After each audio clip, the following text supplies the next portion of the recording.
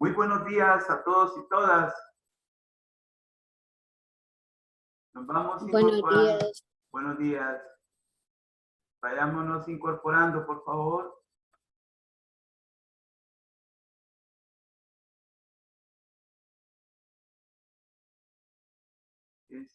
Pueden ver la nómina de los grupos, ¿sí, verdad? Sí, Ok. Mire, vamos a ver en una forma rápida cómo van a quedar los grupos. Porque el miércoles todavía me enviaron una nómina, como 2 nóminas. Entonces así quedarían los grupos. Por favor, observen que son ya los grupos renovados y que de hoy en adelante van a trabajar o están trabajando, porque desde ya pues hay también actividades evaluadas. Así que el grupo 1 quedaría conformado por las personas que ven ustedes aquí. ¿Sí? El grupo 1 no cambia, al menos del miércoles. Grupo 2, por favor observen. ¿Sí? Grupo 3, por consiguiente. El grupo número 4, también. Este 4 tiene 7. Pero lo vamos a dejar así porque no podemos ya estar como utilizando el espacio para ver dónde se mete el que sobra. El grupo número 5, por consiguiente, también.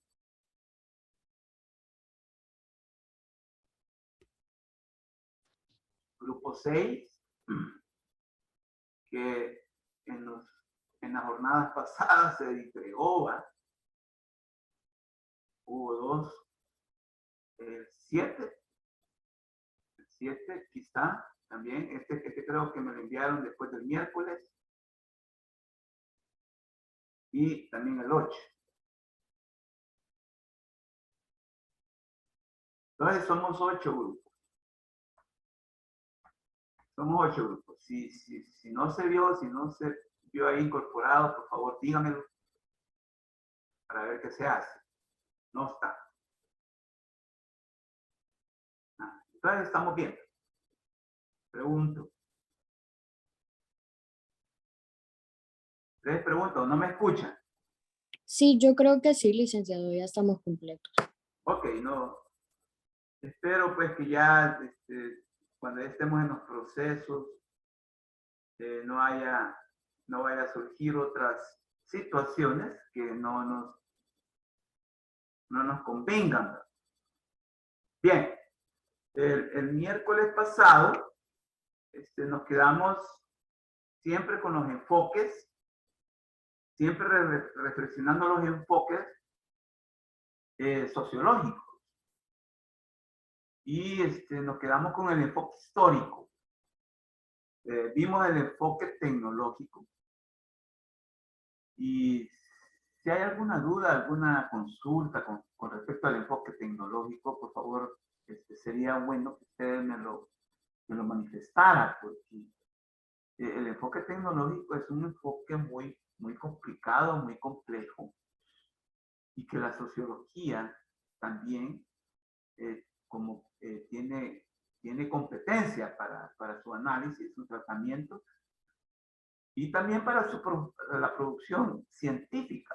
Ahora bien, para la sociología médica también, para la sociología médica. Entonces, no sé ustedes como futuros médicos y médicas, cómo ven ustedes el enfoque tecnológico y cómo el enfoque tecnológico influye grandemente hoy en día, en este siglo XXI, en pleno siglo XXI, influye grandemente en la vida de los seres vivos, perdón, de los seres humanos, seres vivos, pero de los seres humanos.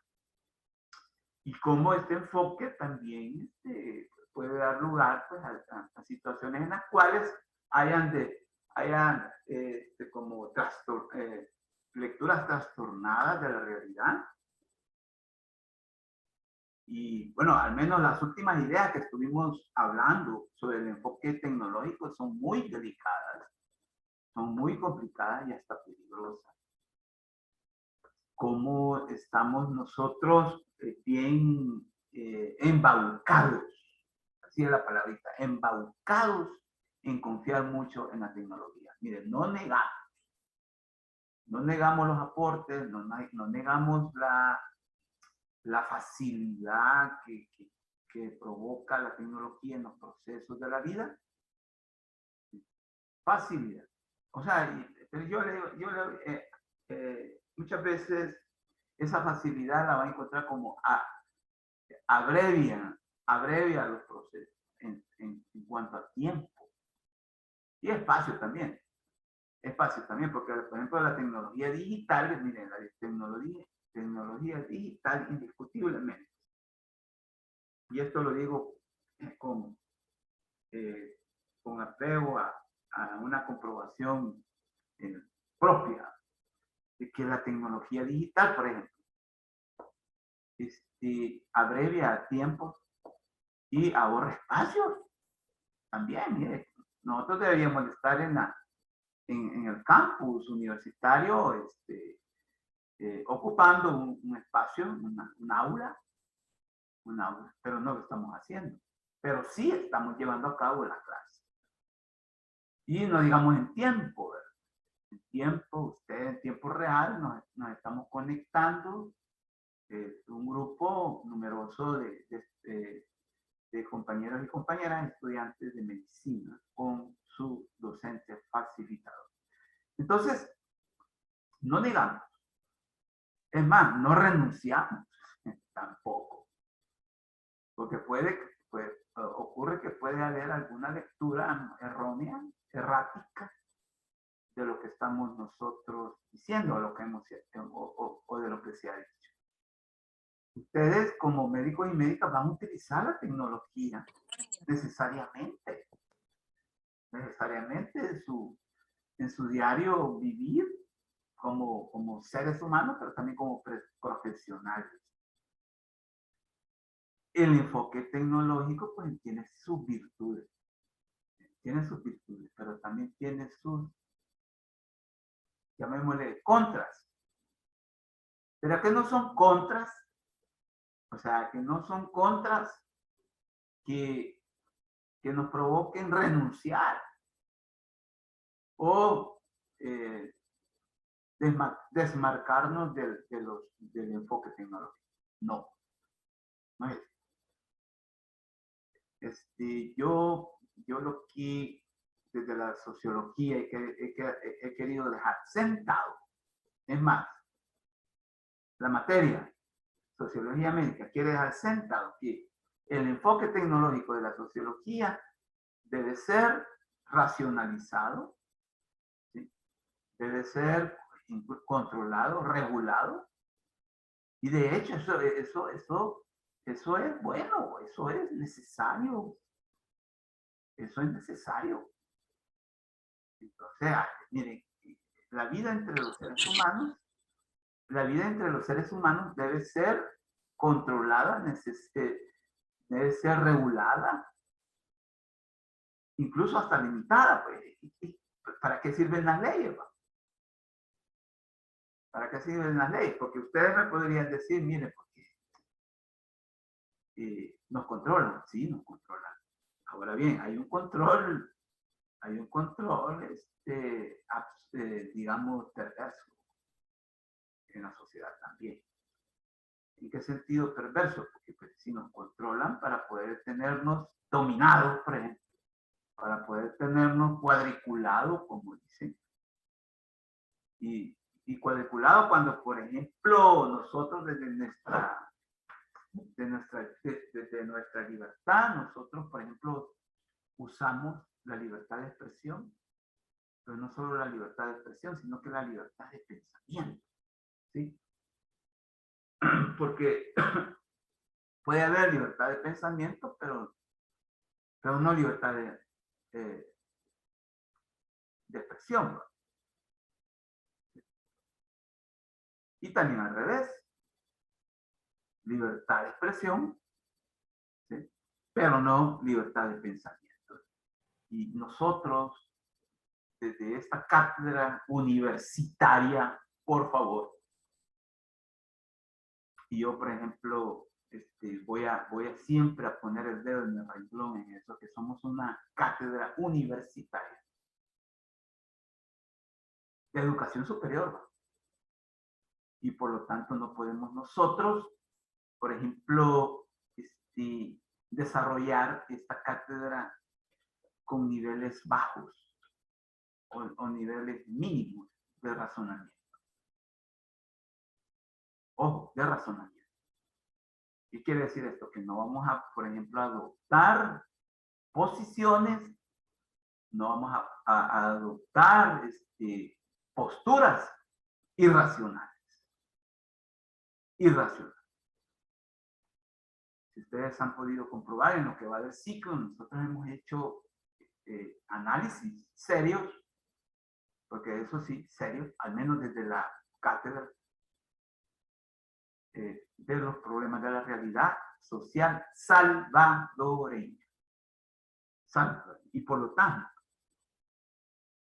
nos asiste el derecho, nos asiste si usted quiere, también la obligación de señalar, de identificar los problemas de la realidad social salvadoreña desde una postura crítica. Crítica y no acrítica, que es todo lo contrario. Y entonces, ¿por qué? Porque la sociología, toda sociología, sea la médica, sea la urbana, sea la rural, sea la sociología política, sea la sociología económica, etcétera. Si algo debe caracterizar a la sociología, que es una ciencia crítica, como toda ciencia debe ser crítica. ¿Y en qué sentido decimos crítico? O sea, juzgar. Porque no es lo mismo juzgar que ser juzgomba. Porque ocurre que hay posiciones juzgonas. ¿Sí? Entonces nosotros, miren, fíjense que los teólogos hablan de un método. Dice, miren, fíjense que en teología nosotros tenemos un método y que está plasmado en un documento que se llama Biblia y que todos ustedes creo que conocen, al menos han leído algunos de sus libros o lo han oído. Ver, buscar y actuar. Ese es desde una posición desde la teología. Ver, juzgar y actuar. Y entonces, porque así actuó Jesús, decía. Y todos los profetas del Antiguo y del Nuevo Testamento, aunque en el Nuevo Testamento el único profeta es Jesús. Pero los profetas del Antiguo Testamento hicieron eso. Y si usted escudriña todos los profetas del Antiguo Testamento, algunos murieron por causas naturales, pero otros fueron asesinados, fueron torturados, fueron martirizados por lo que hacían, porque lo que hacían incomodaba, porque lo que hacían no le gustaba a muchos o a algunos, generalmente a algunos, porque en los tiempos antiguos, pues eran poquísimos los que gobernaban, ¿verdad? Pero hoy son verdaderos grupos, verdaderas colectividades. Entonces los antiguos profetas fueron torturados, fueron martirizados. En el caso del profeta Isaías, mire, el Señor lo partieron en dos con una sierra, imagínense. Entonces, ¿por qué? Por lo que decía, por lo que era un profeta. Y los profetas hablaban en nombre de Dios. Y decían lo malo que había. Y advertían. Y lo que lo malo que había en las sociedades de aquella época, o en la sociedad de aquella época. Hoy en día la ciencia tiene que criticar, si no, no es ciencia. Porque, mire, yo les voy a decir algo.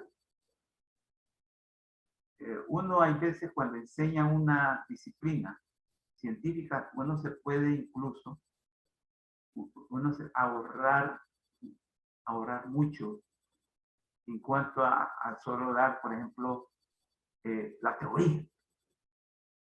En este caso la teoría sociológica.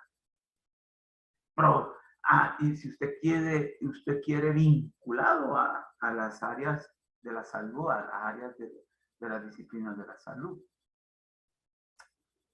Sí, teoría. Eso es lo que se llama sociología cognitiva. O sea, es una dimensión de una ciencia que solamente habla de la teoría y del método también, del método. Y nada más. Nada de hablar, pues sí, mire, que ahorita lo que está ocurriendo es problematizador y se puede hablar así. Entonces, no, al menos desde esta cátedra no podemos nosotros quedarnos a un nivel cognitivo de la disciplina, en este caso de la sociología.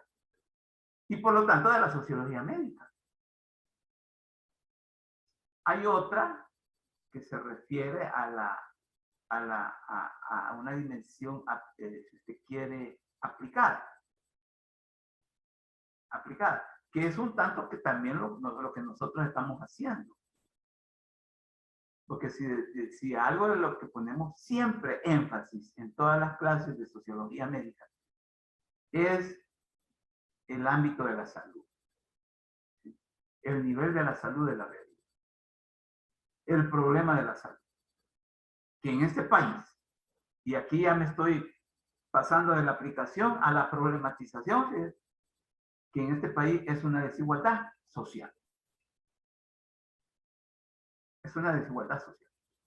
Entonces, ahí, cuando ya nosotros empezamos a aterrizarla en que la salud en El Salvador es una desigualdad social igual que otras,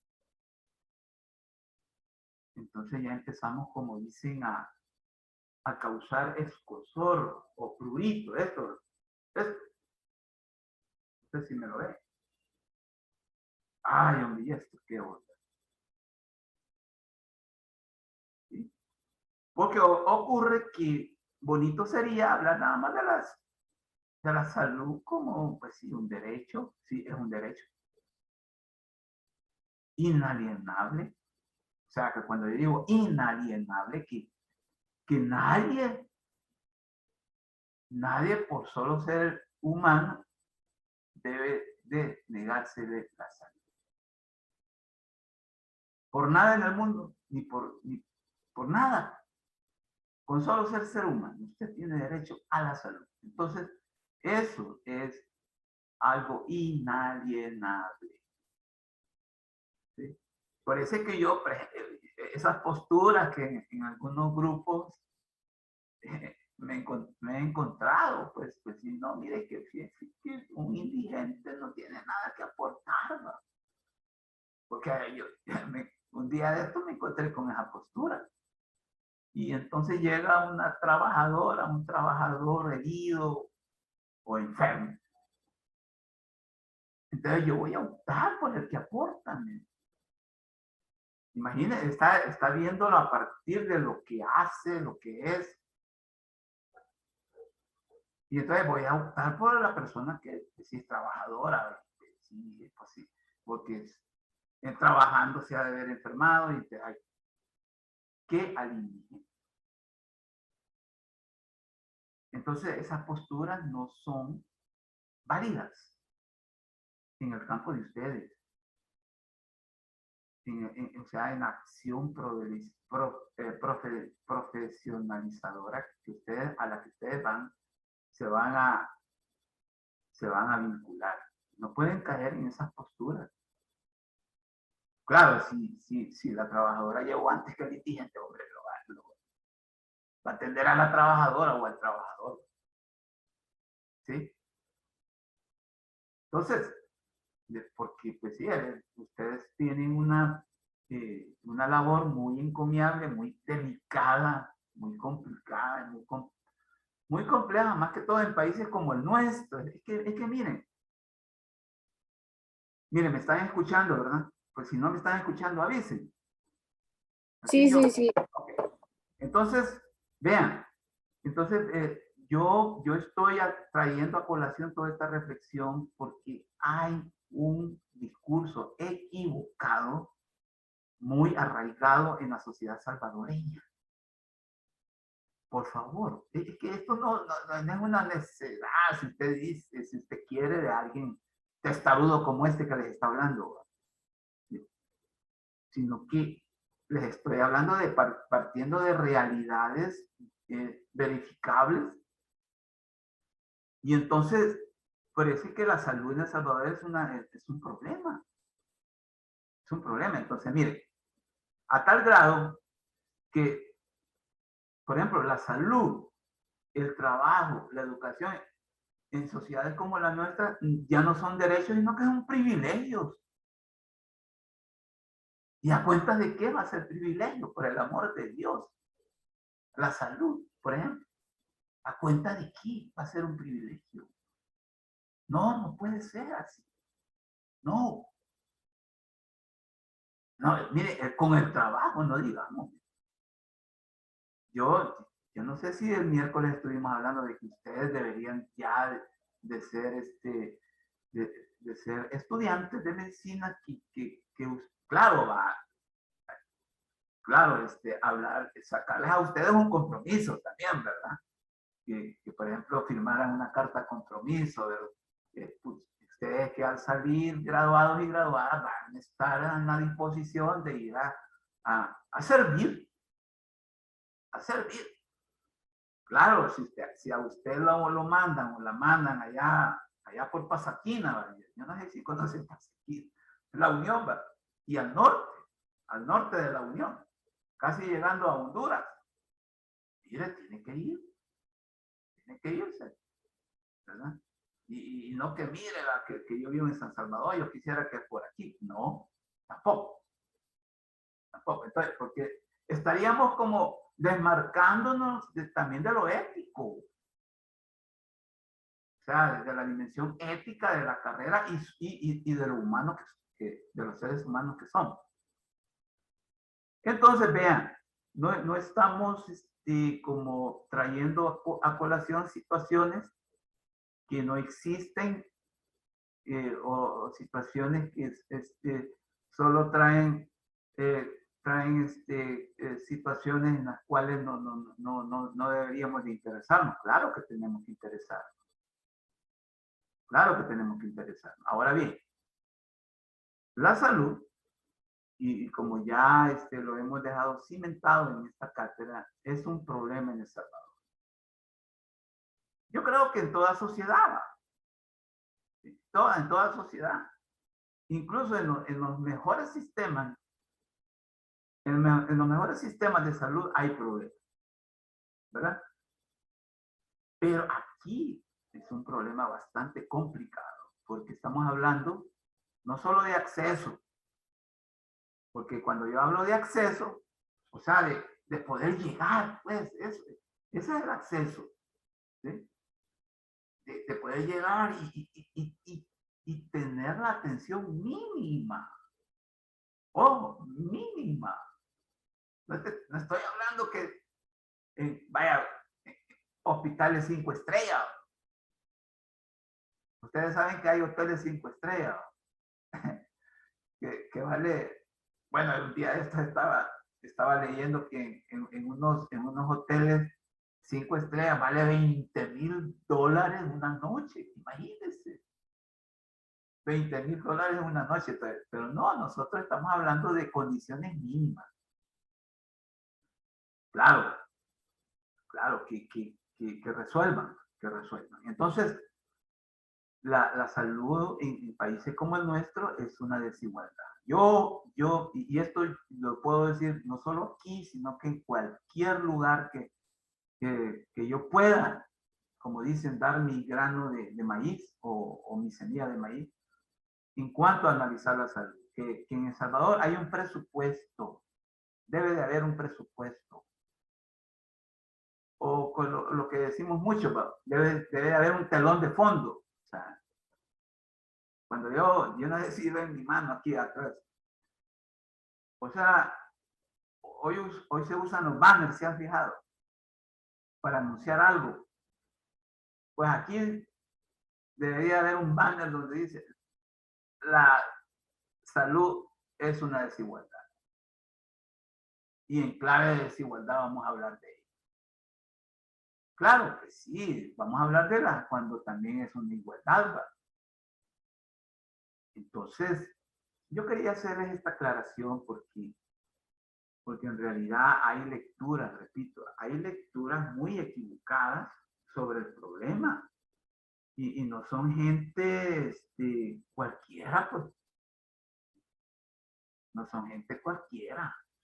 Son gente que están en posiciones de dirigencia incluso. Y aquí yo me refiero incluso hasta en el ministro Alaví. El ministro Alaví también. Que es el rector, digamos, es el rector de la salud en este país. Yo no sé qué piensan ustedes de lo que estamos hablando. Elías Medina, ¿qué me puedes decir acerca de lo que hemos estado hablando en estos minutos que nos ha brindado la cátedra y la clase? ¿Me podrías decir algo? Elías quizás no está con nosotros. Adriana Celeste, ¿qué nos podrías decir?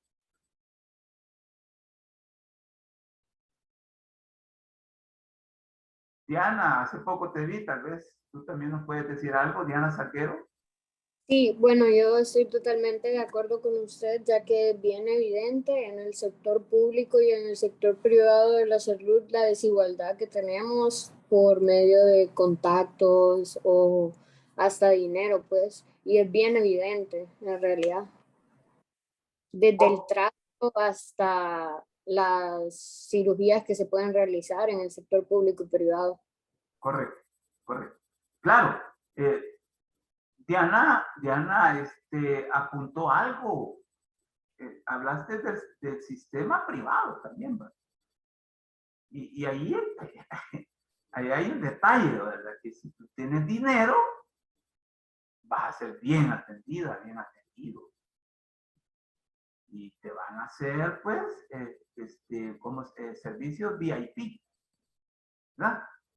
VIP, esmerado, etcétera.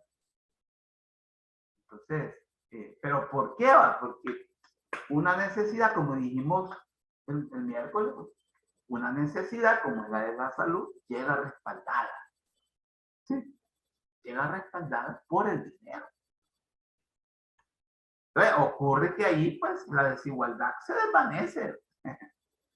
Se desvanece, pero por determinadas condiciones.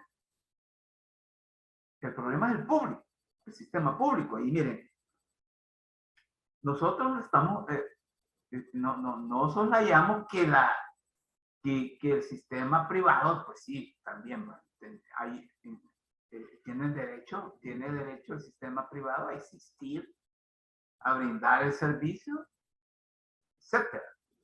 Pero nosotros, al menos nosotros desde una posición moral,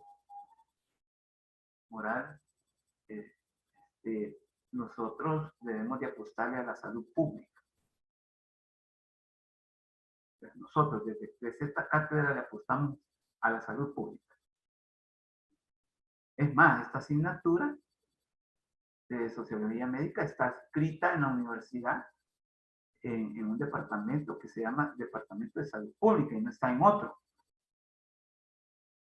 Entonces, tómenlo muy en cuenta esto, muy en cuenta esto. No sé, tal vez otra opinión. Vamos a ver. Vamos a ver, no sé si Andrés Somoza, ¿qué nos podrías decir al respecto? Yo tuve oportunidad de conocerte el día del parcial? Pues lo mismo, ¿verdad? De que la desigualdad a veces, no sé, deja de lado como que lo que nos hace como personas y muchas veces solo ven por la capacidad económica que tiene uno, ¿verdad? Correcto, correcto. Entonces, eh, Andrés Somoza acaba de señalar algo bien importante, que los criterios dominantes para poder tener acceso a la salud parten de lo que tenés, parten de por lo que por lo que tenés, no lo porque sos.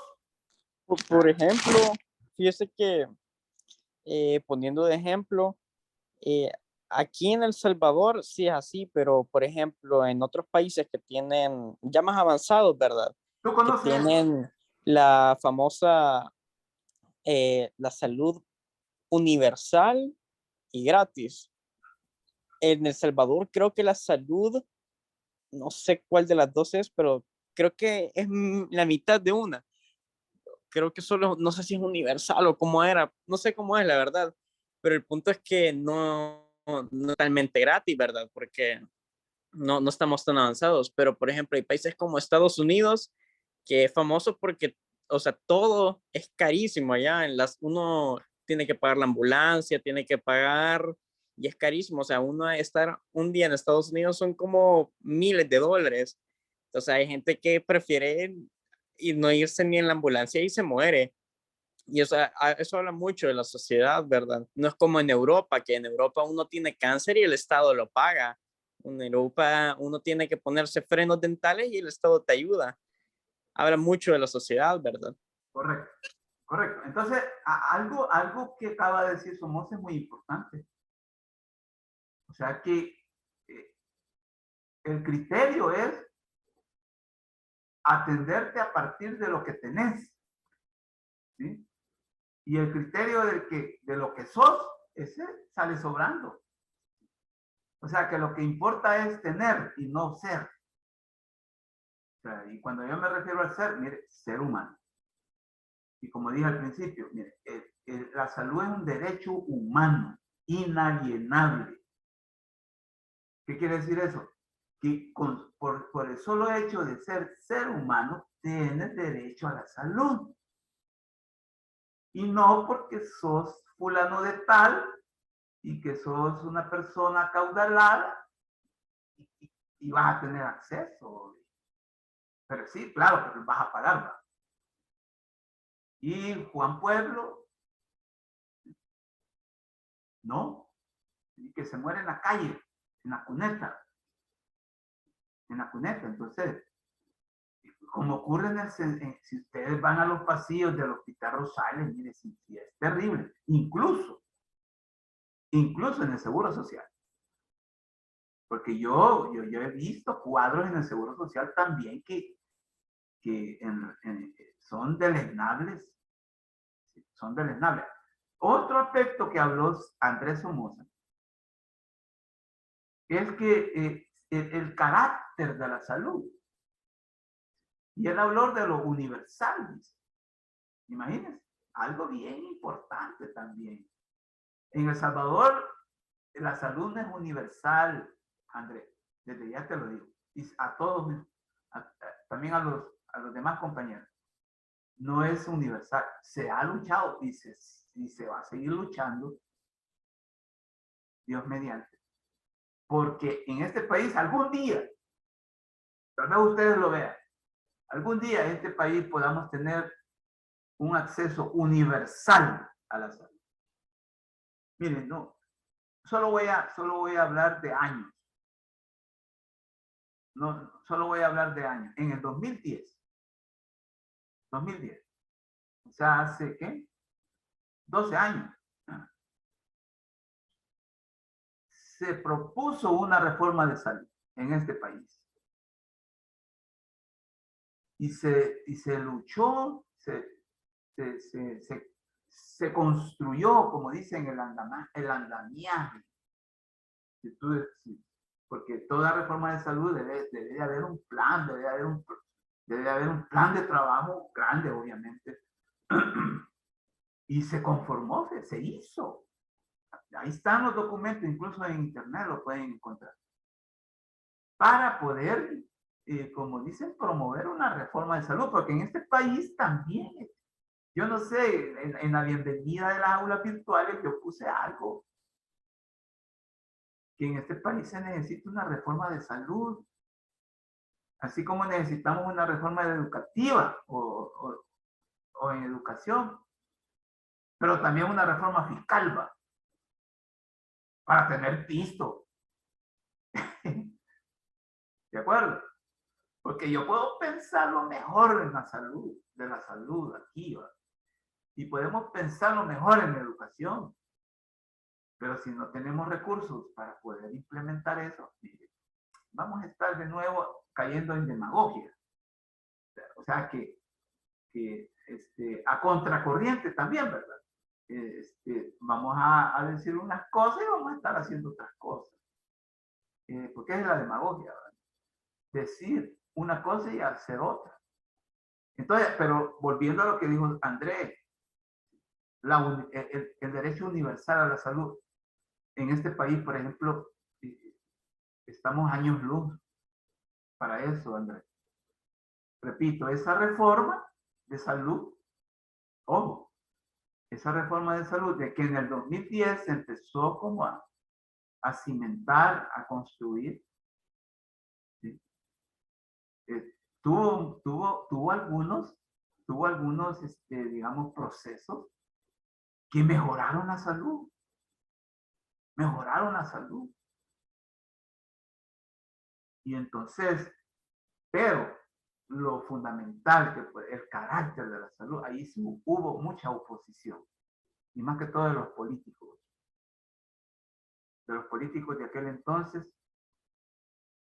porque decían, ellos, porque si una de las banderas, si ustedes quieren, o de los postulados de esa reforma de salud del 2010 era de que la salud debería ser universal en este país.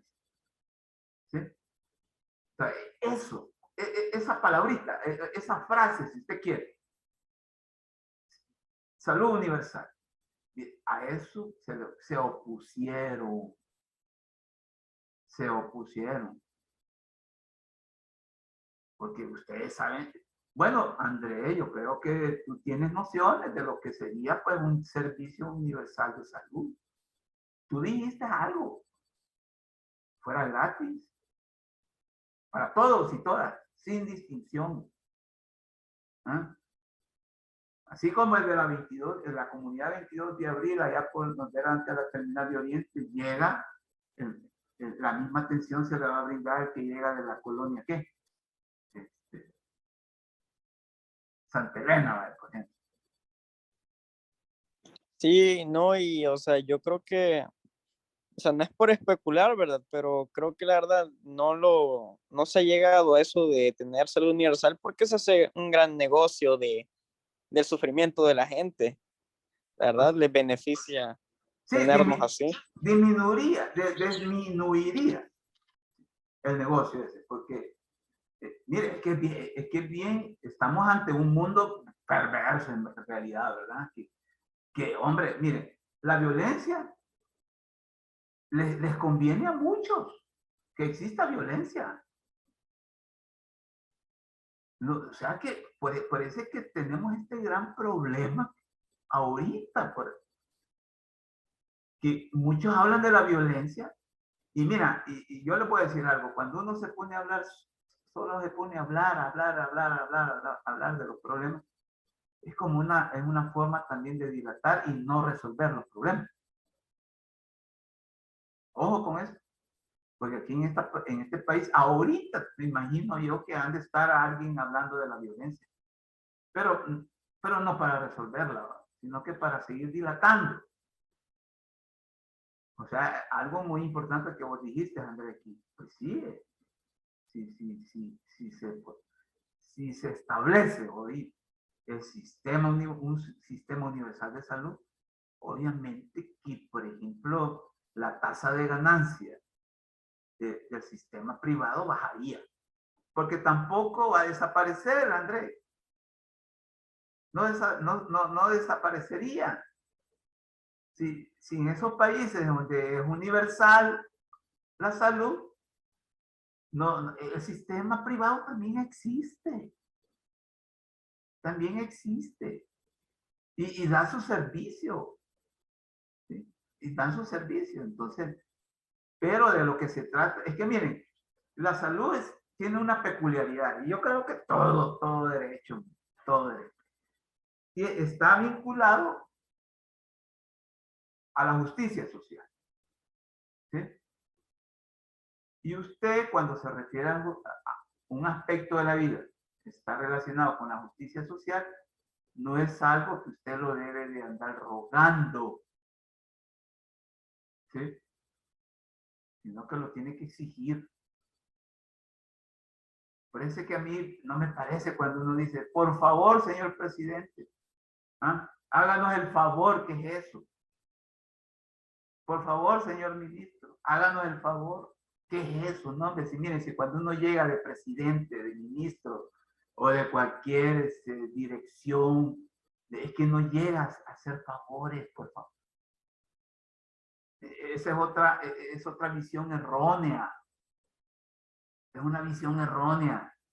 No, hombre, mire, si alguien llega, por ejemplo, a gobernar un país, no llega a hacer favores o que es un favor el que le llegan a hacer a un pueblo o a la gente. Lamentablemente en este país ese es el criterio. Ese es el criterio que decide. Imagínense cuando Bukele dio los $300 recién aparecida el COVID. ¿Se acuerdan de eso? Sí, sí. ¿Se acuerdan? ¿Qué es lo que dijo Bukele? Les voy a regalar, dijo. No. Mira, ahí están los Twitter y ahí está el discurso. Les vamos a regalar, dijo. ¿Cómo es eso? Como dice el comediante mexicano, que alguien me explique eso. No, de ninguna manera es regalo. Lo vamos a pagar, ustedes, yo. A no ser que ya lo estamos pagando. No, señores. Entonces, ahora bien, los políticos o politiqueros, ¿no? Porque miren, la política desde los griegos y hasta los romanos, miren, la política nace como una dimensión humana noble.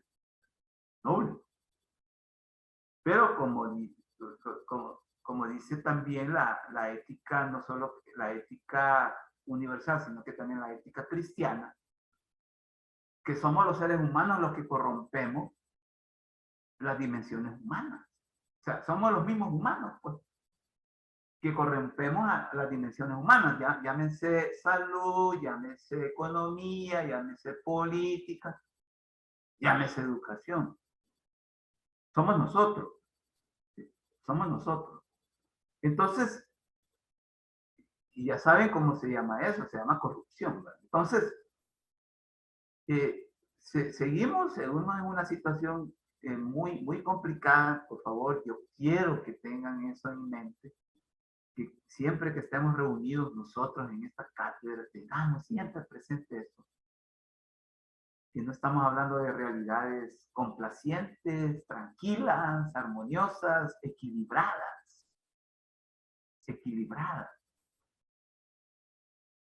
En este país conviene la violencia, le conviene. Ahora, a mí no, ni creo que a ustedes, sino que a unos. ¿Y quiénes son esos unos? Los que venden armas. Por ejemplo, en este país yo he visto ventas de armas ahí, en algunos centros comerciales. Claro, no dice venta de armas, ¿no?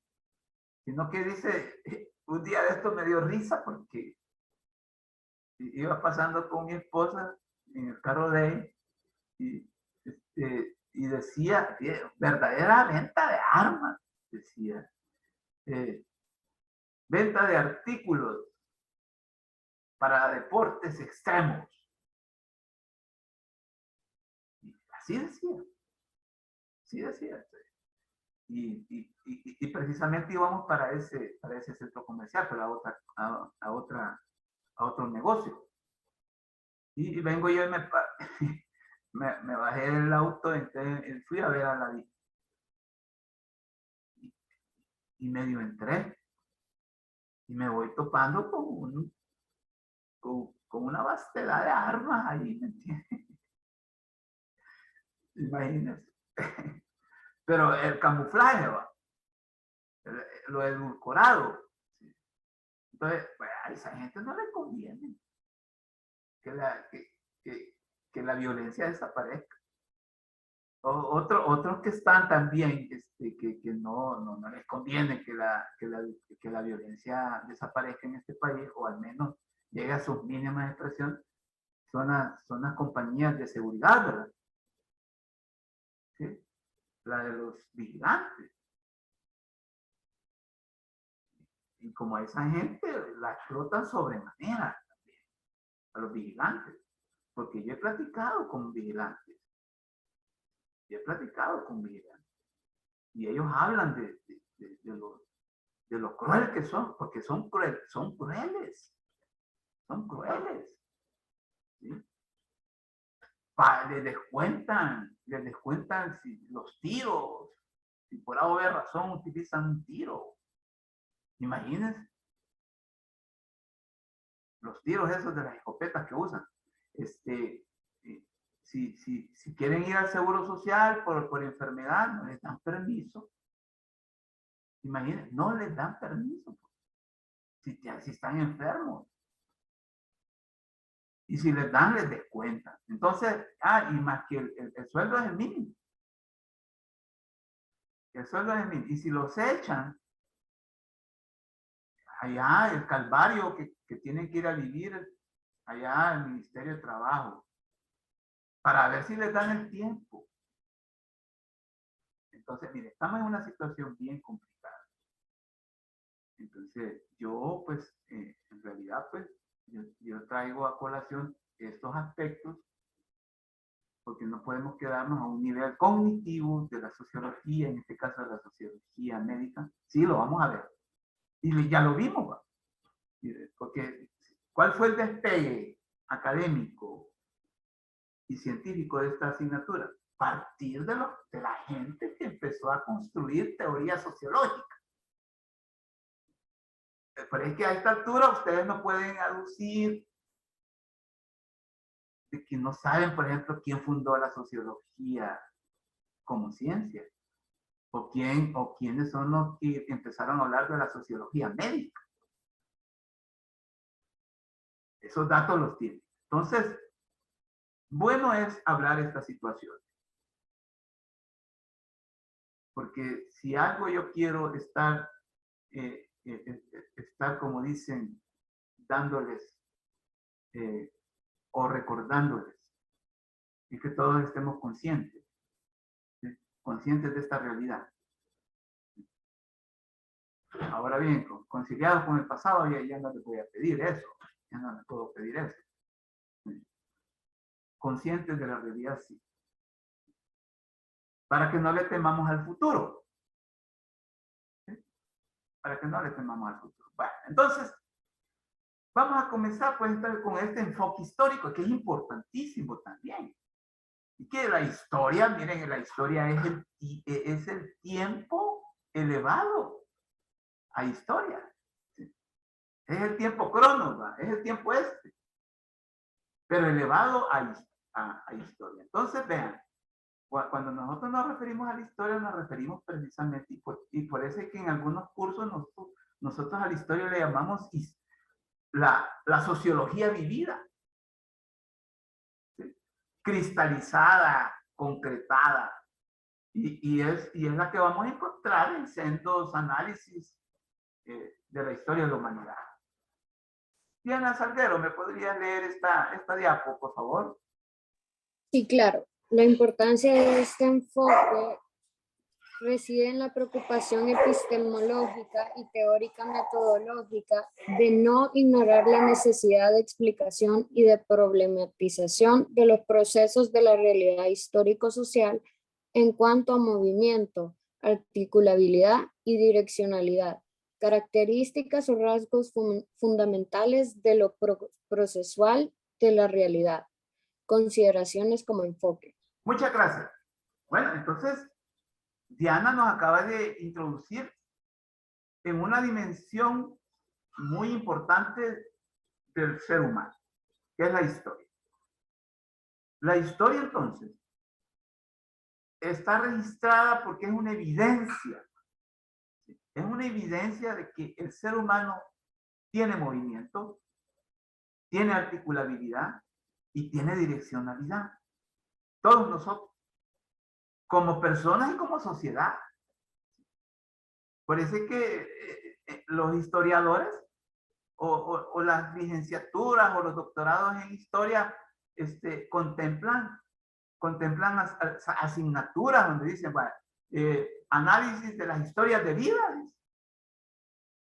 Todos tenemos historias de vida en esta vida. Todos ustedes, yo, tengo historias de vida. Incluso hasta inconfesables, ¿no? Hasta inconfesables. Entonces, es porque nosotros tenemos movimiento, nosotros, ¿sí? Como en algunos cursos, mire, fíjense que nosotros, hace 10 años estábamos en un lugar y estábamos en un tiempo. Hace 10 años. Voy a poner una década. Entonces, estábamos un tiempo y un espacio, seguramente.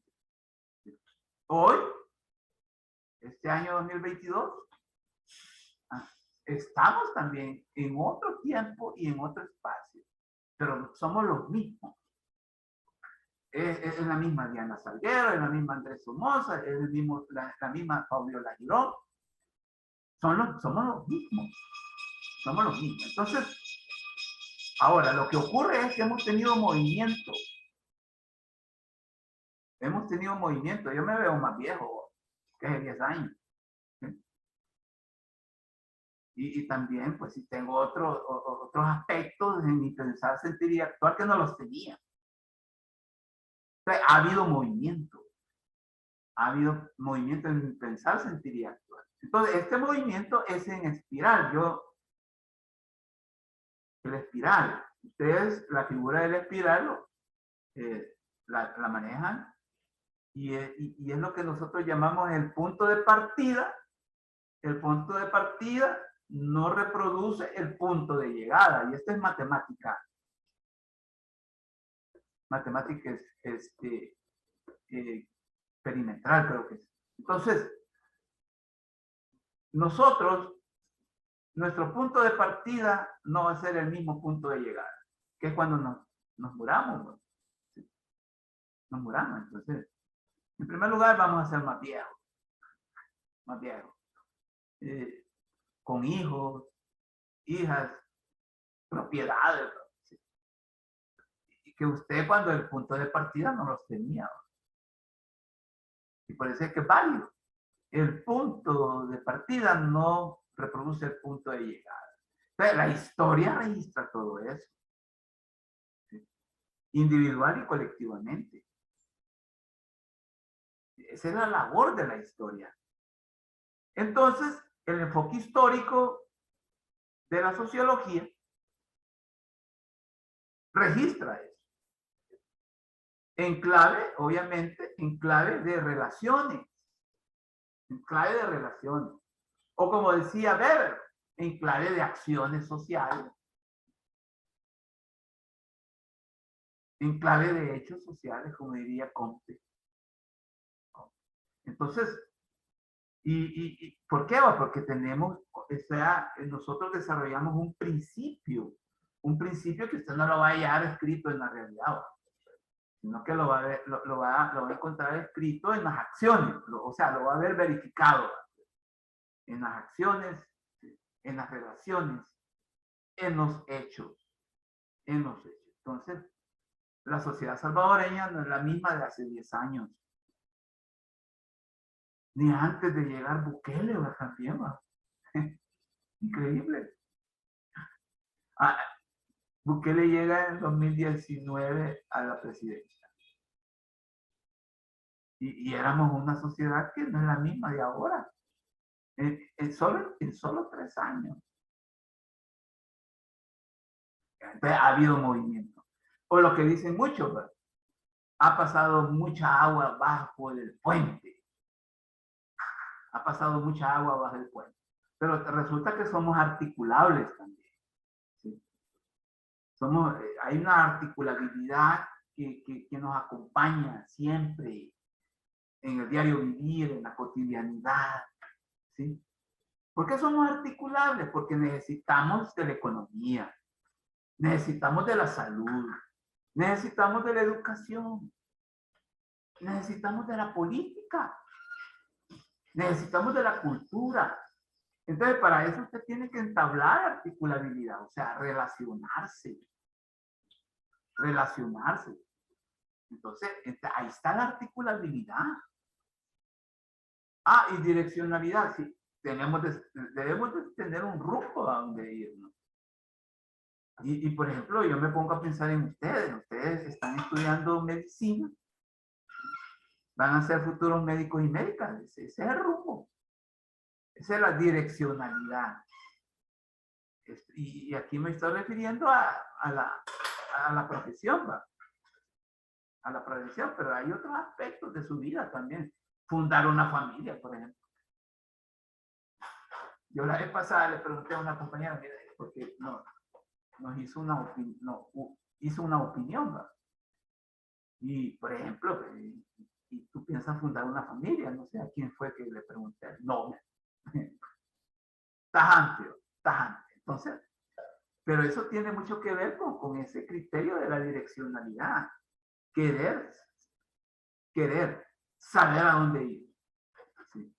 Y eso es válido, eso es legítimo, que ustedes lo tengan como seres humanos. Pero también es legítimo que también como sociedad,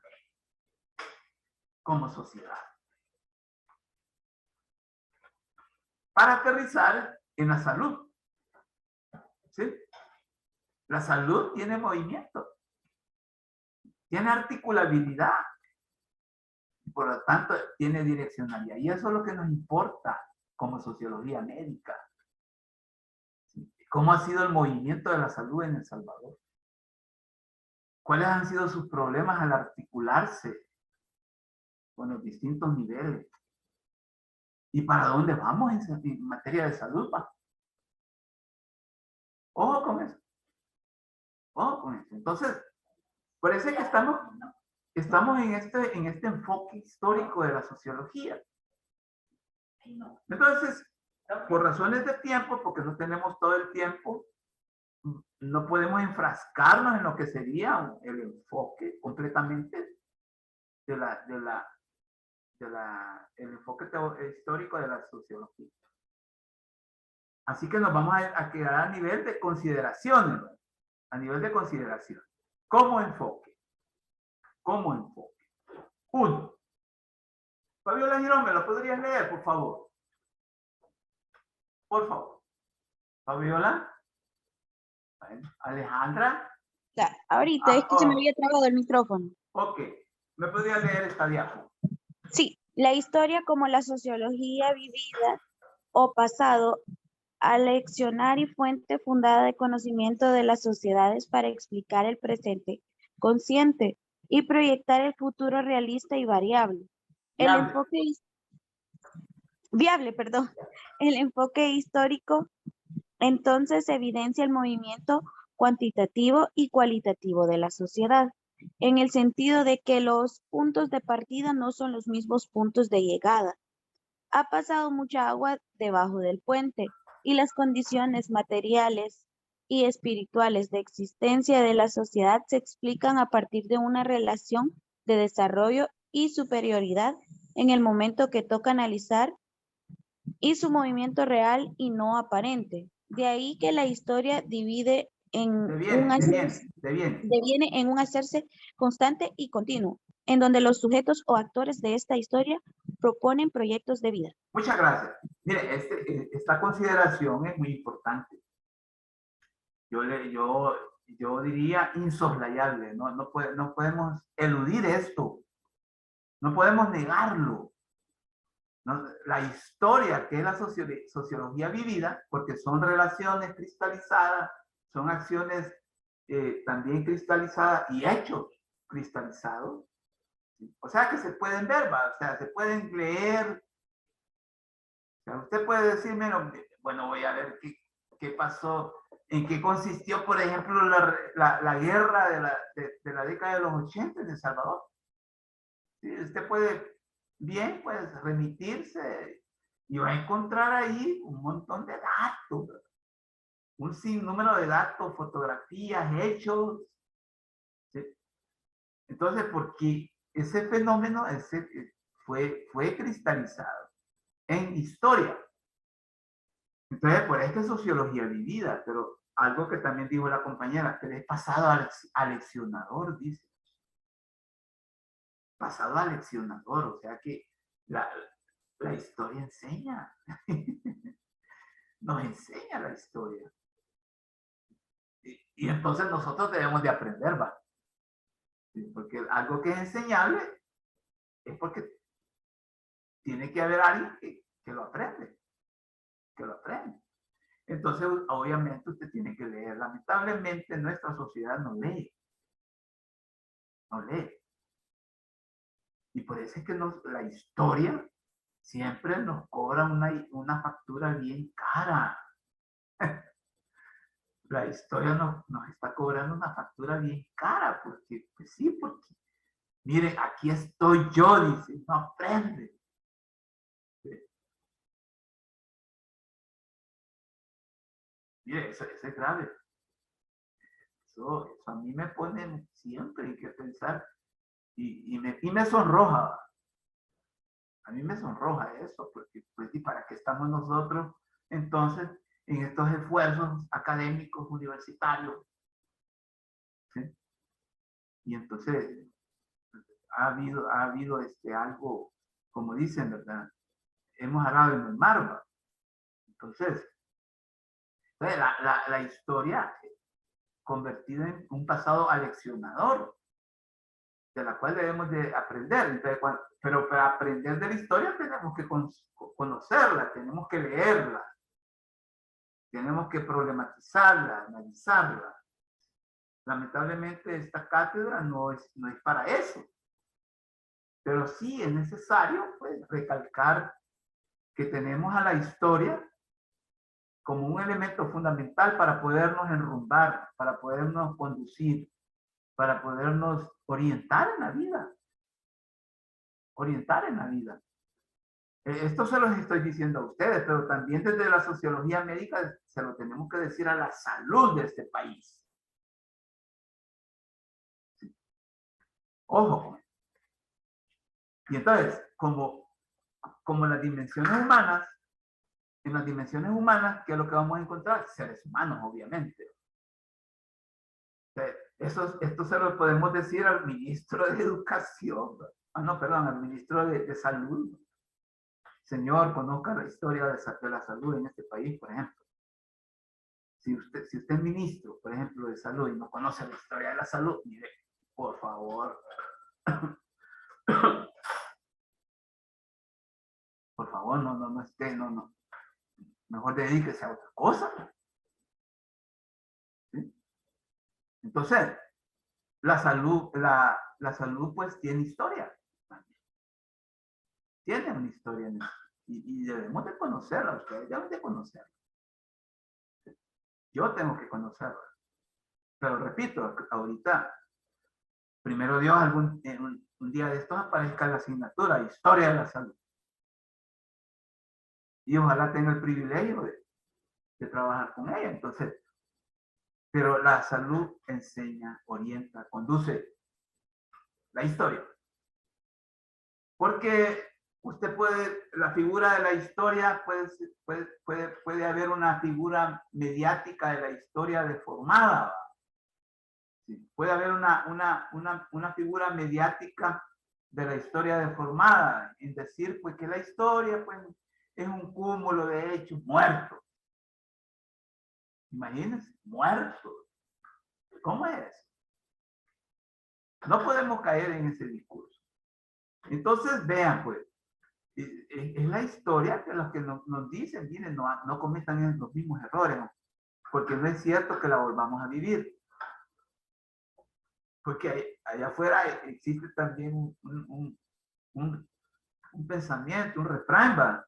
El pueblo que no aprende de la historia está condenado a vivirla de nuevo. No, eso no es cierto, sino que lo que ocurre es que caen los mismos errores. Se caen los mismos errores, entonces, bueno, empezamos a vivir dinámicas, a las mismas dinámicas que nos permitieron hacer historia, obviamente.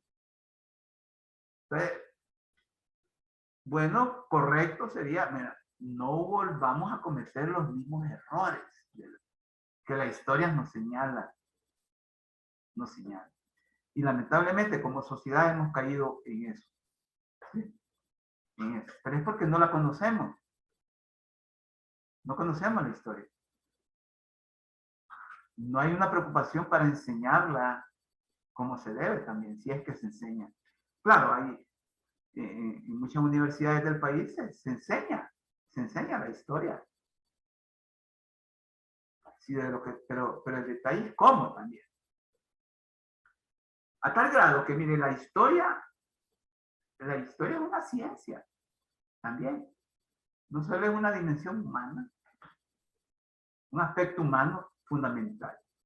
Entonces, el enfoque histórico, como lo dijo la compañera, evidencia todo ese movimiento que nosotros hemos tenido. Cuantitativo y cualitativo.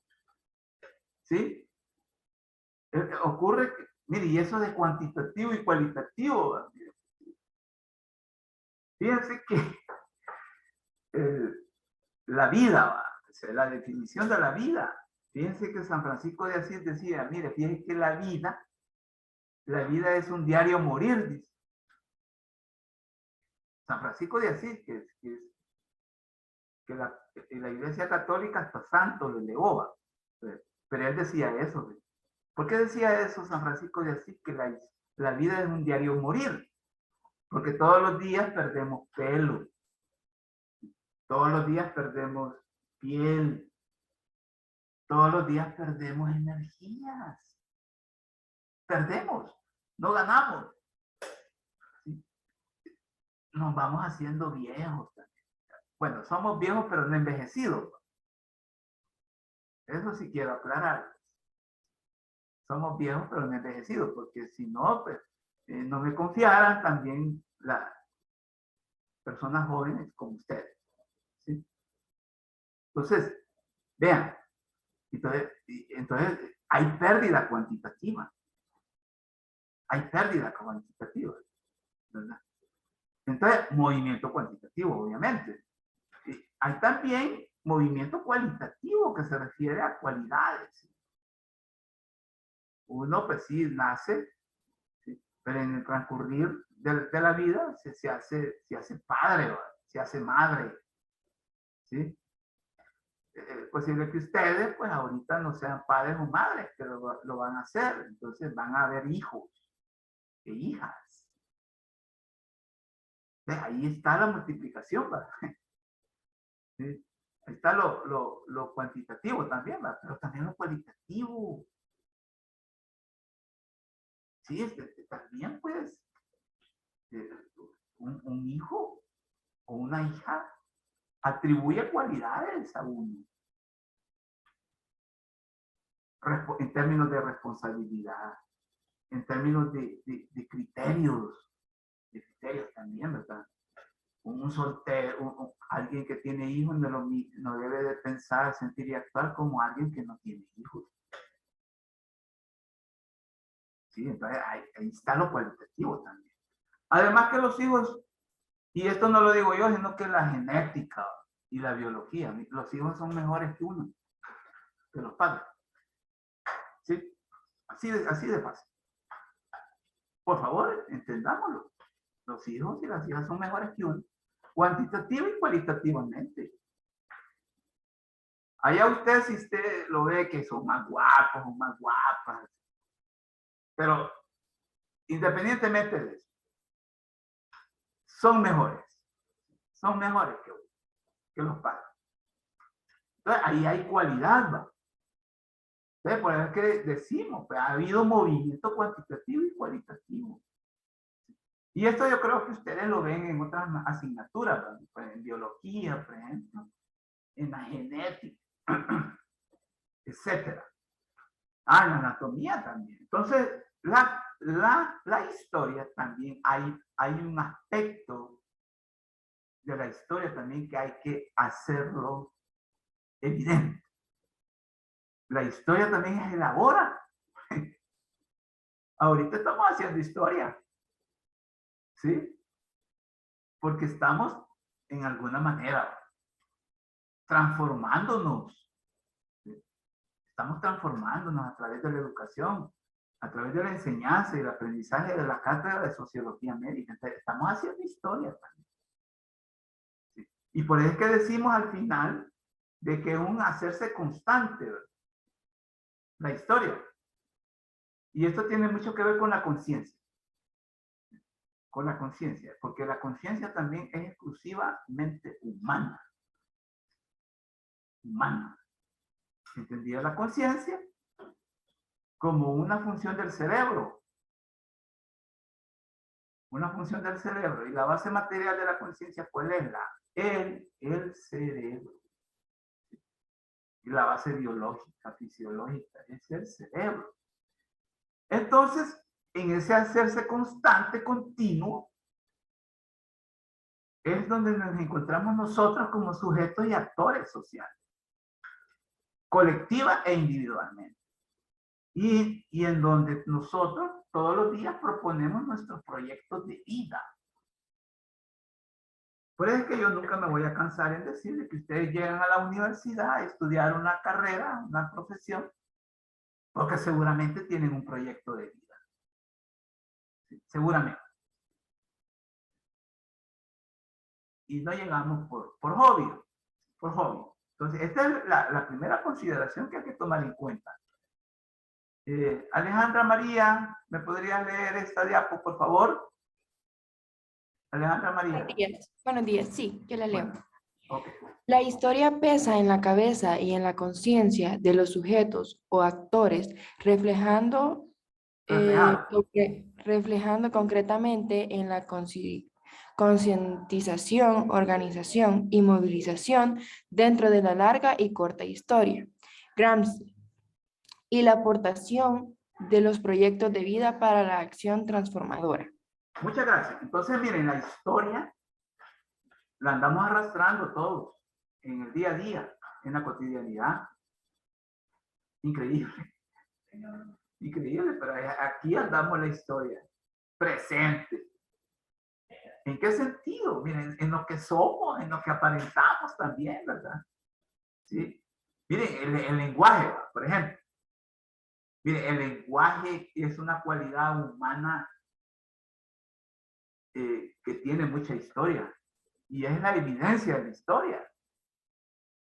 Para que yo esté hablando, esté manifestándome con un lenguaje articulado, así como lo estoy haciendo, he tenido que sufrir o desarrollar un proceso de carácter histórico-social, ¿sí? De carácter histórico-social para poder articular un lenguaje. Cuando nacemos, no nacemos así, ¿verdad? Hablando. ¿Sí? Es más, para poder hablar así como estamos hablando, debemos de tener también otros sentidos desarrollados, al menos desarrollados para poder también llevar un proceso adecuado. Entonces, por ejemplo, el oído.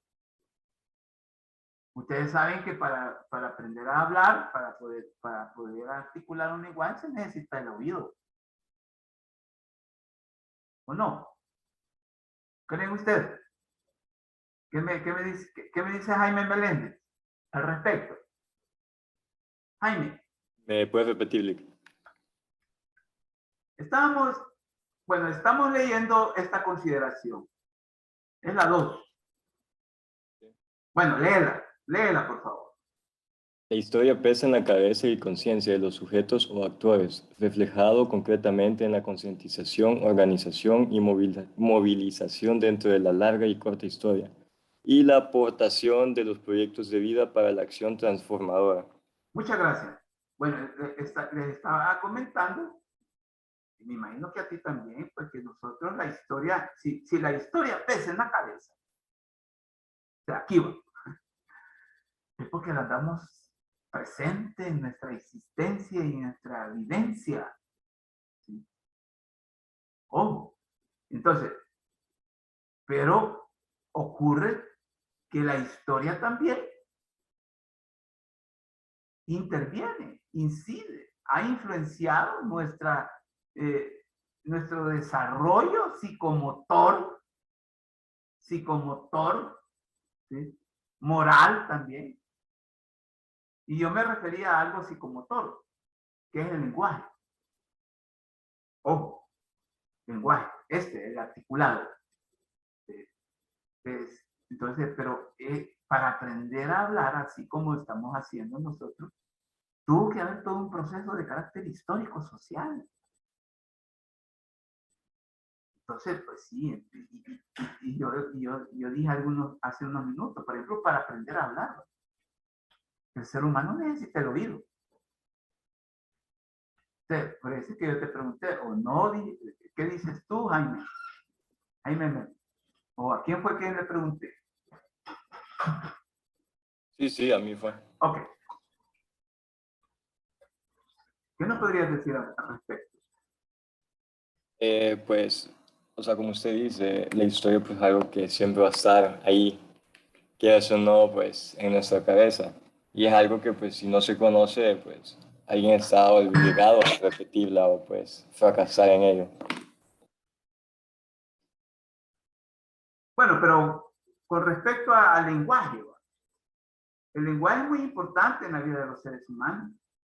Mire, sin el lenguaje no hubiéramos escalado los niveles de desarrollo y de superioridad que tenemos ahora. Es como la conciencia práctica, le llamaba Marx al lenguaje. Si no hubiera sido por el lenguaje, quizás estudiáramos todavía con las demás especies vivas. No hubiéramos trascendido lo estricto sensu biológico. No hubiéramos desarrollado el trabajo, ¿sí? El trabajo que hacemos con estas manos. A tal grado que el primer instrumento de trabajo que tenemos los seres humanos es el lenguaje, la mano.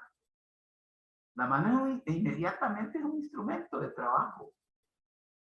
Claro, después viene la técnica y la tecnología y la ciencia que hizo las herramientas, las llamadas herramientas, pero el primer instrumento de trabajo es esta, la mano. Entonces, yo le preguntaba a Jaime de que si es posible el lenguaje sin el oído. ¿Qué dicen ustedes? Cualquiera. No, no es posible porque mediante el oído es como sabemos cómo pronunciar las palabras, ¿sí? O sea, sin el oído es lo que le pasa a las personas mudas, no sé qué, por qué tan sordomudas, que no pueden hablar porque jamás han escuchado una palabra. Correcto. Gracias, Cristian. Entonces, vean la interrelación que hay. La interrelación que hay en las condiciones. Por eso es que el lenguaje articulado, porque hay otras formas de lenguaje también. Entonces, nosotros tuvimos que haber sufrido un proceso de carácter histórico-social. Y yo lo voy a poner en una situación ideal. La familia. ¿Cuántos de ustedes aprendieron a hablar en el seno de la familia? Yo lo hice. Entonces, ¿por qué? Porque ahí se empezó como a darse esa génesis de la historia y que todavía aquí la andamos. Entonces, Y el lenguaje, ¿por qué ponemos énfasis en el lenguaje? Es que, mire, el lenguaje es el parteaguas. Es el parteaguas de los seres humanos con respecto a los demás seres vivos. Además de la conciencia y el trabajo. Entonces, nosotros no podríamos estar articulando un lenguaje sin haber tenido las condiciones necesarias y suficientes para poder desarrollar. Y una de ellas es el oído. El oído. Entonces, ¿por qué traigo a colación también esto? Porque ¿cómo podríamos estarnos desarrollando nosotros ahorita si no fuera por el lenguaje? ¿Sí? El lenguaje. Yo no me imagino. Yo no me imagino esto que estamos haciendo sin el lenguaje. Sin el lenguaje. Entonces, pero también como lo dijo la compañera, pues esto lo vamos a ver concretado en concientización. Saber dónde estoy parado. Saber dónde estamos parados. En qué piso nos estamos parando. ¿Sí? Organización. Tenemos vidas organizadas. ¿Sí? Altamente organizadas. Aunque muchas veces parece verdadero desorden. Pero esto ya es otro punto. Tenemos vidas organizadas y también movilizadas. Movilizadas material y espiritualmente. Y eso hace que nosotros configuremos larga historia y también corta historia. ¿Y por qué ponemos aquí a un señor que se llama Gramsci? Antonio Gramsci, porque él decía, él hablaba de eso. Él hizo una propuesta, una tesis sobre la concepción materialista de la historia de los seres humanos. Entonces nosotros, miren, tenemos larga y corta historia. Todos. Ustedes, yo, pero también la sociedad. La sociedad. Entonces, ahora bien, muchas veces la larga historia la entrecortamos por motivos didácticos, si usted quiere, por motivos políticos, por motivos de necesidad. De necesidad. Bueno, ustedes, por ejemplo, cuando sean médicos y médicas, le van a hablar, van a hacer preguntas, ¿verdad? Mire, usted cuando niño, ya se está refiriendo a un periodo corto, ¿sí? De la larga historia de alguien, de un paciente. De un paciente. Ocurre que van a poder hacer esas preguntas cuando niño, pues. O cuando joven, cuando adolescente también. Y hoy, miren, porque muchas veces también las enfermedades ocurren por el modo de vida que ha tenido uno. O también por determinadas circunstancias, incluso hasta por la profesión y el oficio que uno hace. Es que también ocurren enfermedades. ¿Sí? Entonces nosotros somos eso también. Somos eso. Somos la historia andante, viviente, vivencial. Algo que también llama la atención es que la historia no solo es saber lo que ha ocurrido, lo que ocurre también. Aquí estamos dándole ya una visión a la historia bastante complicada y compleja, pero así tiene que ser. Fíjense. No solo sabemos lo que ha pasado, lo que ocurre, porque ya se les expliqué por qué va, pero también lo que va a pasar. ¿Sí? También eso es historia. Eso es historia. Entonces, lamentablemente no nos podemos enfrascar en este punto. Yo quisiera, porque a mí me fascina mucho la historia, pero este es Miguel Molina. 3, hay una consideración número 3 aquí, que es necesario también evacuarla. Adriana Marroquín, ¿me puede leer esta diapo? esta diapo, por favor, Adriana. Miren, solo estamos... Sí, ahorita voy. De ahí que todos los seres vivos tienen historia, pero no todos hacen historia. Solo el ser humano hace historia, en tanto que transforma la realidad y esta también lo transforma. Por lo tanto, es un ser histórico. En la medida que el ser humano labra la realidad, en esa medida la realidad labra su cerebro. Muchas gracias. Muchas gracias. ¿Vale? Algo que reafirma lo anterior. Somos seres históricos. ¿Sí? Somos seres históricos en tanto que hacemos historia y tenemos historia. Los animales no son seres históricos, pero sí tienen historia. ¿Cómo es eso? Me podría estar preguntando ahorita. Es que mire, como nosotros somos dentro de la escala del desarrollo y la superioridad, lo que estamos en la cúspide. En realidad, pues eso es cierto, pero nos debería de sonrojar. ¿Por qué digo esto? Porque a los niveles de desarrollo que hemos llegado y también, pero también en los niveles de problemas que tenemos. Supuestamente no deberíamos de estar en estos niveles de problemas por la escala de superioridad y desarrollo a la que hemos llegado. Pero volviendo, somos seres históricos porque nosotros transformamos la realidad, pero también esta realidad nos transforma a nosotros. Y por eso la compañera dijo, en la medida en que el ser humano labra la realidad, en esa medida también ella nos labra el cerebro. Nos labra el cerebro más que todo. Entonces somos seres históricos. O sea, la sociología, y por lo tanto la sociología médica, le importa mucho también ver desde esa consideración a la historia. ¿Sí? A la historia. Yo les hablé, por ejemplo, del 2010, que en términos de salud o en el campo de la salud, que es lo que se estaba ya fraguando, construyendo. Lo que podría haber sido algo muy fuerte, algo muy importante y transformador en la salud. 2010.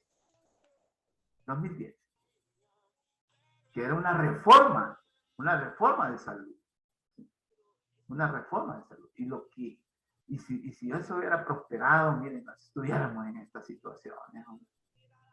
Es que miren, como me dijo una anciana en el Buba, miren, me dijo, es que aquí en realidad me dijo una anciana de 80 más de años, 85 creo que me dijo que tenía. Mire, me dijo, y eso que me lo dijo hace como 2 años, en plena pandemia. Mire, me dice, es que aquí lo que nos tiene fregados, uno es la religión. Otro es la economía. Y uno es la política. Yo, mire, qué razón tiene usted. ¿Y por qué digo la política? Porque como los políticos ocurre que en sociedades como la nuestra son los que detienen los procesos de cambio. Y deberían de ser todo lo contrario. Esa reforma que yo les estoy hablando, la detuvieron los políticos. Y no porque representaran a los intereses de la mayoría o al pueblo, así como dicen los de Nuevas Ideas, no se han fijado que ustedes hoy dicen así ellos también, ¿verdad? Que ellos actúan así porque representan a toda la gente. Entonces, en ese momento también lo dijeron. Pero fíjense lo que ocurrió, el producto ese, es que miren, si el evangelio es aleccionador, ¿verdad? Miren, por sus frutos vas a conocer a los que hablan. Y los que hablan mucho y hacen muy poco. Entonces, lo que pudo haber sido algo transformador de la salud en este país fue detenido. Y fueron los políticos, fue la política mal orientada, si usted quiere, mal enfocada, que también está ocurriendo hoy en el país. Entonces, se estaba haciendo historia con esa reforma. ¿Por qué? Porque esa reforma iba a transformar a la salud de nuestro país. Y entonces esa iba a transformar también a los que se iban a encargar de la salud. Y aquí yo me pongo a pensar en lo que dijo Andrés Somoza, de la universalidad del servicio de salud. Hasta el grado que estuviéramos profesionales de la medicina o de las ciencias de la salud prestos a un actuar profesional universal. Pero ustedes, como seres humanos, y entonces algo insoslayable que dijo Marx hace más de 200 años, ¿verdad? En la medida que el ser humano labra, no dijo la realidad, dijo la piedra. En la medida en que el ser humano labra la piedra también va a labrar su cerebro, pero en el entendido que la piedra como la realidad, ¿sí? La realidad. Evidentemente esto ocurre independientemente de si hay transformaciones o no. Buenas, como pudo haber sido esa reforma de salud. Pero que ocurre que como también hay transformaciones malas, esto ocurre independientemente de que hayan beneficios. También en cuanto a lo dañino, porque yo me pongo a pensar en el cambio climático, por ejemplo. ¿Sí? Ustedes saben que el cambio climático ya está en medio de nosotros. Es una realidad. Por ejemplo, yo que enseñaba hace 30 años sociología en la universidad, yo hablaba del cambio climático. ¿Sí? Y lo hablaba a nivel de hipótesis.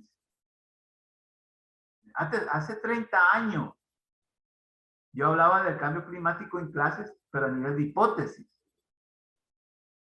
Pero hoy ya no puedo hablar a nivel de hipótesis del cambio climático. Tengo que hablar como una realidad vivencial, existencial. Entonces, nosotros, desde la sociología y desde la sociología médica, debemos de ver el cambio climático como un proceso transformador, dañino, obviamente. Dañino, obviamente, aunque hay que tener mucho cuidado con esto del cambio climático. No es el primer cambio climático que ocurre en el planeta. Yo creo que ustedes sabían eso. Mire, es que nuestro planeta es viejísimo. Es viejísimo. Si nosotros somos nada más unos seres ínfimos que mire, que fuimos incluso los últimos en aparecer, ¿va? En la escala de la vida. Ustedes también lo saben, me imagino. Pero vamos a ser los primeros en irnos. Increíble. Los primeros en irnos. Porque muchos piensan que el planeta va a estallar, ¿va? No, mire, va a ocurrir algo de lo que quizás le ocurrió a Marte, ¿va? Que la vida va a desaparecer. Al menos la vida para nosotros. Porque dicen que las cucarachas van a subsistir, ¿va? Dice, hay gente que maneja esa tesis, que algunas especies van a subsistir. Y entre ellas están los insectos. Pero volviendo, ¿por qué pongo de ejemplo el cambio climático? Porque el cambio climático, este cambio climático, que estamos sufriendo, es producto de la acción transformadora de los seres humanos. Por eso es que una de las características de este cambio climático es que ha sido provocado no por un ciclo natural de este megacuerpo llamado planeta Tierra, sino que de una acción dañina del ser humano. a partir de las emisiones de dióxido de carbono. ¿Sí? Entonces, hemos sido transformadores, pero para mal. Porque hoy tenemos este problema fuerte, incluso hasta irreversible. Irreversible como es el cambio climático. Y este nos está transformando a nosotros. ¿Y cómo? ¿Cómo creen ustedes que el cambio climático nos está transformando? Porque esta sería una pregunta muy legítima que nos tendríamos que hacer nosotros. ¿Qué dices tú, Cristian? Cristian Alvarado, de todo lo que hemos estado hablando. Que solamente nosotros los seres humanos somos capaces de realizar historia, pues somos seres sociales, no como por ejemplo un animal. Sí, pero... ¿O a qué se refería? Perdón. La última idea que estábamos diciendo, pues que el cambio climático es una evidencia de que somos eso que tú acabas de decir, ¿no? Ah, sí, porque digamos el cambio climático tiene más que ver con nosotros, o sea, porque los humanos son los que han causado el cambio climático. No, somos los que tenemos más efecto. En cambio, los animales viven como en armonía. Bueno, mira, hay que tener cuidado con eso que estás diciendo. Sí, porque también no podemos decir que los demás seres vivos están viviendo en armonía, están desapareciendo, que no es lo mismo. Y eso desde todo punto de vista biológico significa que estamos desequilibrando la escala de vida de muchos seres vivos, Cristian y demás compañeros y compañeras. ¿Sí? Entonces, pero mi pregunta iba orientada en el sentido de que está bien lo que dice el compañero Cristian, de que el cambio climático es provocado por los seres vivos porque somos seres históricos, somos transformadores. Pues. Pero lo que ocurre es que el fruto de esa transformación es malo, es dañino, perverso y hasta absurdo. Pero ese producto dañino también nos está transformando a nosotros. ¿En qué sentido? ¿En qué sentido? Alguien, no sé, además de Cristian, ¿podría decirme algo al respecto? Nos está afectando en la salud de nosotros, no solo en la salud, sino que también en nuestro entorno. Nos ha disminuido las especies que nos ayudan a desarrollarnos y también, pues en mi opinión, si vemos antes cómo se describía el futuro, era algo cromático, algo metálico. Y nosotros hemos desarrollado un material que nos ha causado más daño que beneficios solo por pensar en el hecho de nuestra comodidad. Porque como humanos somos seres egoístas al pensar en nuestro beneficio a largo plazo o lo que pudiera causar. Muchas gracias, Diana. ¿Escucharon a la compañera? Ojo con esto. Diana nos ha hecho una revelación fuerte, a mi modo de ver, y que nos debe de sacudir esto. El cambio climático es un producto malo. Fíjese que ella habló de que ya nosotros tenemos sustancias que nos afectan la salud, y es cierto. Resulta que en nuestra biología humana ya hay plástico. Por eso es que yo les dije la vez pasada, no sé si fue a ustedes, que el plástico es una amenaza silenciosa en nuestras vidas. Porque ocurre que comemos plástico y respiramos plástico. ¿Y cuándo se inventó el plástico? En 1900. 1900, el siglo pasado. Antes de 1900 no había plástico.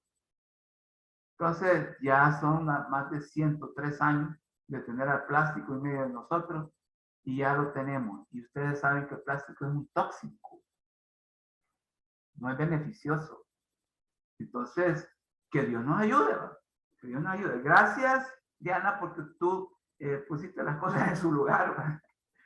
pusiste las cosas en su lugar y por favor tómenlo también en cuenta a los demás, porque ya el cambio climático pues es un producto malo, es un producto de nuestro accionar transformador, pero malo. Y eso sí, pues, a nosotros no nos queda más que registrarlo, analizarlo y problematizarlo. Y que de seguir así, pues, como dice Franklin Kellamer, estamos en una entropía. Este término de entropía, ustedes lo pueden también investigar. Es propio de la ingeniería. La entropía es un proceso autodestructivo. Entonces dice Franklin Kellamer, hemos caído en una entropía, en un proceso degenerativo autodestructivo. O sea que nos estamos autodestruyendo. Hoy ya no las amenazas de la violencia se van a desvanecer. Sí, la guerra de Ucrania también. Pues bueno, es un ejemplo también, ¿no? De cómo nosotros estamos en dinámicas autodestructivas. Imagínense con ese problema de Ucrania, ¿verdad? Hoy estaba leyendo, esta semana leí de que hay problemas de que, pues sí, los rusos o los ucranianos, en esos bombardeos a los que se meten, vayan a dañar una central nuclear. ¿Y qué significa eso? Por el amor de Dios, hombre. ¿Qué están pensando esto? O sea, que les vale, pues, la gente. Porque eso es, les vale la gente. Y las guerras dan ganancias también. Tengamos en cuenta eso. Miren, hemos llegado a las 8:42, ya teníamos que llegar hasta las 8:40. Vamos a llegar hasta aquí. Pero si nosotros nos hemos detenido en algunos aspectos, no ha sido en vano. Yo quiero que tomemos en cuenta esto. La otra semana, pues, en el aula virtual, usted ya la otra semana le va a aparecer en el aula virtual la herramienta tarea, porque ustedes tienen que entregar dentro de 8 días 2 actividades evaluadas, que ustedes ya saben a lo que me refiero, la próxima semana. También van a haber otras actividades conexas, cortos evaluados, etcétera, etcétera. No sé si hay alguna consulta, alguna duda que usted me la quiera manifestar concerniente a cualquier otra cosa de la asignatura. Si no, pues vamos a llegar hasta aquí y les agradezco pues la atención prestada, el haberse conectado y nos vemos la próxima semana. Gracias. Muchas gracias. Lick. Adiós.